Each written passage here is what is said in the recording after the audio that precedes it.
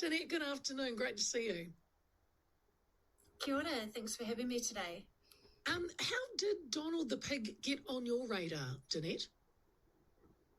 Well, I think like everybody else, I initially had just read the news article and it was such an outstanding story.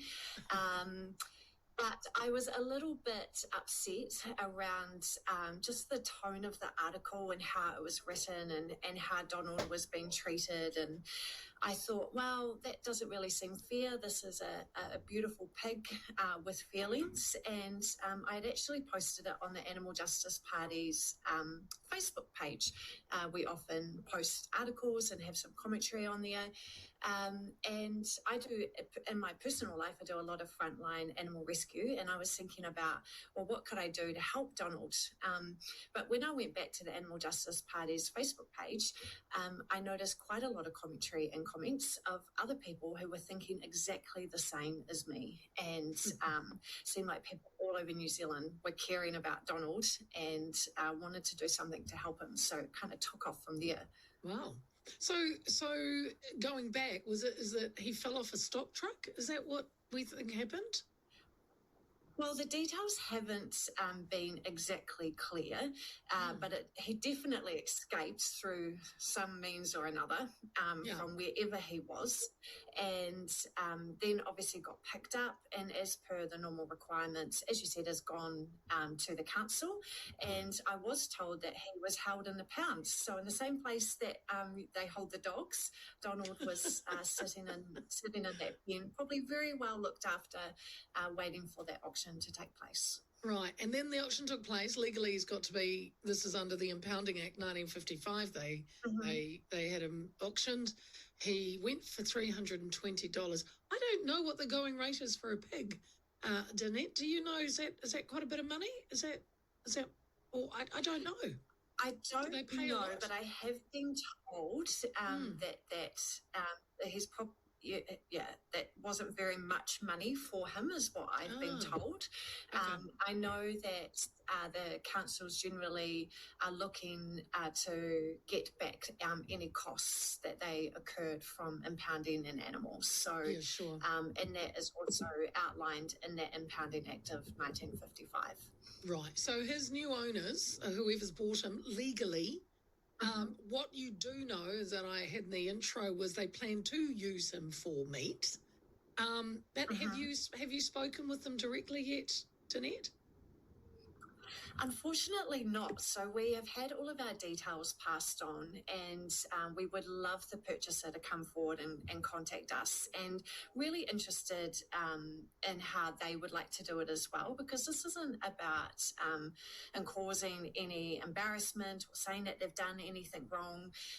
They have the opportunity to be part of this really great, incredible story that I think has captured the hearts of so many New Zealanders. And they could do this confidentially. We could do it, privately, whatever they think is reasonable, or they may want to be part of this really incredible story. So, if they would like to reach out, they can contact. All of my details have been passed on, but if anyone has any information or would like to share it with us, they can go to the Animal Justice Party's socials or our website, which is animaljustice.org.nz, and contact us through there.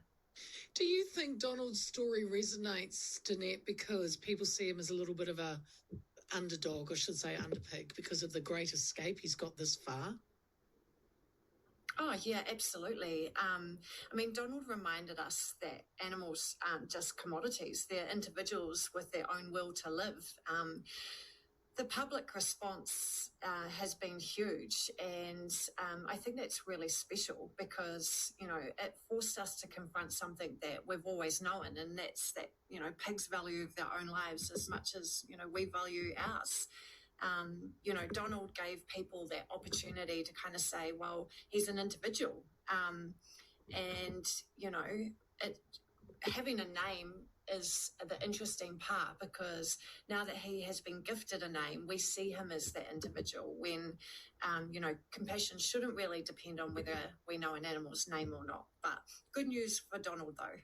Although look, we've got around 600. I think it's 600,000. It sounds like a lot, but I think it's around 600,000 pigs are raised for pork production every year in New Zealand. Why is Donald different? I mean, he is a food source. Yeah, that's a really great question. And I think that's one of the things that this raises is, do we see animals as individuals? Because we've heard a story and he has a name and, he resonates with us.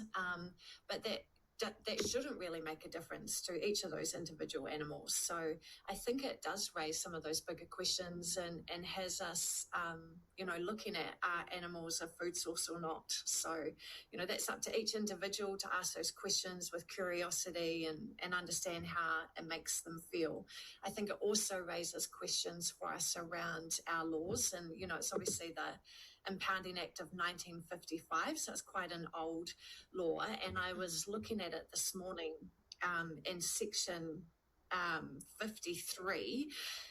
It's terrible wording, but it says disposal of unsold stock. So it obviously says that the authority may sell or otherwise dispose of the stock as it deems fit.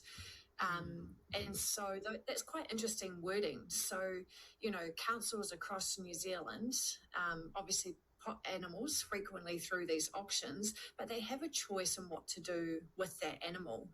And each of those individual animals, whether they have a name or not, have an option to live. And at the moment, it appears that some councils may just be defaulting to disposing, that's the term that is used, of the animal, where, what are the other options available? Are there sanctuaries that might take these animals? Are there people in the community who may work with the council? I mean, there will be councils who are already doing this and doing this successfully. But when we actually look at those laws, there are options in what the council does. They don't just have to kill that animal. Danette, where are we at now? You haven't spoken to the people or the person that bought Donald, but are you collecting donations? You've got a lot of interest. But where are you at? Where are you at? So we have a lot of people have given a pledge to make donations, and we have definitely taken note of that.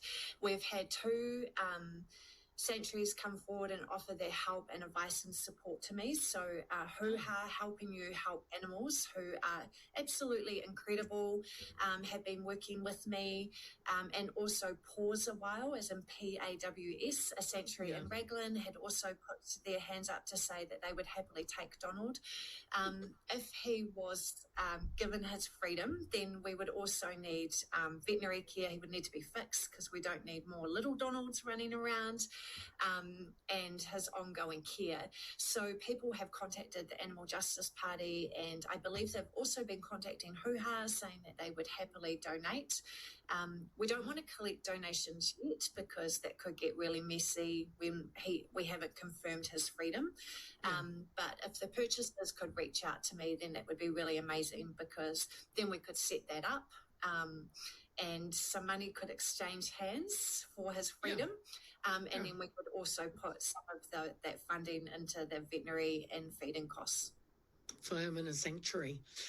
Danette, and look, I have to say it because you haven't been able to talk to them yet. Is there a possibility Donald's no longer with us? Yeah, absolutely. That's a possibility.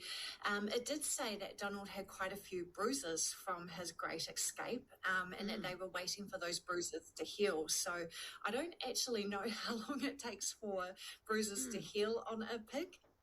They are meant to be a lot like humans, aren't they? So, I would assume that would take a few weeks. So I don't know. Because you know what I'm saying. You know what I'm saying? It's like, if you can't find him, and even though you've got all these people around New Zealand responding to your plea, and they're willing to give money for him, if you don't know who's got him, or you can't start a conversation or a dialogue with him to say, hey, look, you know what, you can have him, but I want $500, or I want double my money. Yeah. And then you can say, well, look, we can do that because we've got donations that are coming in, so we can do it. But if there's no conversation going, how long can this go for, Danette, before you know what's going on with Donald? Well, if we are assuming that it would take a few weeks for him to heal before he was killed to be eaten, then, we'd probably be reaching those time frames soon. So Yeah. we definitely are urgently appealing for the purchaser to come forward under their terms, however, they want to do this. Do you think they it know, is pretty Danette? incredible. Do you think they know by now? That people Yeah, so the council have passed on of our details, okay. and they've definitely been passed on, and the council have been fantastic to work with. Of course, they can't share the purchaser details; that is confidential, which is obviously very understandable. And there's obviously been so much talk about this on social media. The response has been incredible. He's almost gone viral. Wow. Okay. Well, so you think they know, the council passed on your details. There's been a lot of a big conversation and people around New Zealand wanting to free Donald, and he could end up, if it all goes well, they've had a couple of sanctuaries come forward that say they will have him and he could live his best piggy life in a sanctuary. Yeah, absolutely. Yeah. I mean, I think it would be fantastic if that could happen, and I think it would open up some much bigger conversations across New Zealand, because the story, as we touched on before, has resonated with us, and why is Donald so different, and what part of that story captured our hearts, and do we think that's any different for any other pig or any other farmed animal in New Zealand? And where does that sit with our values and the choices that we make and who's on our dinner plate each night? So, when we look at the decisions that we make and what's best for our health and our communities and our environment and our animals, we can have some of those wider conversations. On a personal, I hope you don't mind me asking, Danette, are you? No, of course. Because of doing the job that you do, have you been? I could assume you're not. Do you eat meat, or are you vegetarian, or a? Yeah, no, I don't. I don't eat any meat. I'm very lucky to get all of my vegetables. I'm in Canterbury, and I get all of my vegetables from an incredible local organic farm, which keeps me nice and healthy. But no, we don't. None of the committee members of the Animal Justice Party eat meat. So we're obviously gearing up for the elections and have all of our policies on our website. So, we encourage people to go to our website and check them out if they are curious, around what we stand for. Well, look, Danette, thank you, for your time, and we will watch this and see where Donald the pig is and what happens to him going forward. Thank you so much for helping Donald. Well, conversations like this help. So really appreciated. Good on you. Danette Wereta there, National Secretary of the Animal Justice Party.